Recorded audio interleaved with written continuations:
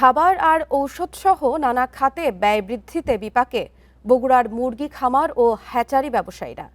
জেলার ৫,০০০-এর বেশি খামার ও হ্যাচারির মধ্যে গত ৩ বছরে বন্ধ হয়ে গেছে ৪,৫০০ প্রতিষ্ঠান। এতে বেকার হয়েছেন অন্তত ২০,০০০ শ্রমিক।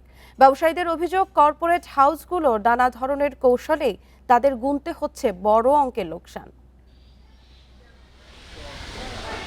যে পোলট্রি শিল্প বগুড়ার অনেক উদ্যোক্তার ভাগ্য বদলে দিয়েছে, আজ সেই শিল্পই ধ্বংসের পথে। এরই মধ্যে বন্ধ হয়ে গেছে জেলায় অনেক খামার ও হ্যাচারি।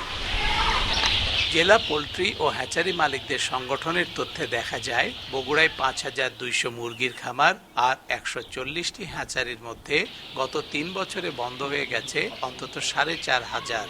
পড়ে থেকে নষ্ট হচ্ছে শেড সহ নানা অবকাঠামো।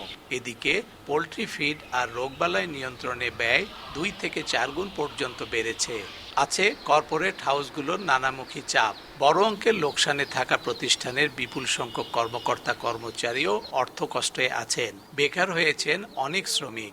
দীর্ঘ এই ৭-৮ মাসে এত লসের সম্মুখীন হয়েছি যে সেটা বলার ভাষায় নাই। আজ আমার ৮টা-১০টার মতো খামার বন্ধ হতে হতে এখন ২ খামারে এসে ঠেক খাইছে। আমার ১০,০০০ মুরগির জন্য শেড বানাইছিলাম, এই ৫০ লাখ টাকার মতো খরচ হয়েছিল শেড করতে। আর আমার কাছে ক্যাশ ছিল ৫০-৬০ লাখ টাকার মতো। সেই আপনার লস খায়, ক্যাশও শেষ, শেডগুলো পরে আছে। ব্যবসায়ীদের অভিযোগ, প্রতিষ্ঠান বন্ধ হয়ে যাওয়ায় অনেককেই গুনতে হয়েছে কোটি টাকা পর্যন্ত লোকসান। ঘুরে দাঁড়াতে সরকারি সহযোগিতা চান তারা। এখন আমাদের এই খামারিদেরকে বাঁচাতে হলে সর্বপ্রথম খামারিদেরকে সহজ শর্তে ঋণ প্রদান করতে হবে। আর এই কর্পোরেট শাখাদেরকে এদের উপরে ২-৩-৪% সুদ, দ্বিগুণ সুদ করে, যাতে ওরা আর আমরা একটা সমতায় আসতে পারি। বগুড়ায় খামার ও হ্যাচারি বন্ধ হয়ে যাবার কারণে বেকার হয়ে পড়েছেন পোলট্রি শিল্পের কমপক্ষে ২০,০০০ শ্রমিক।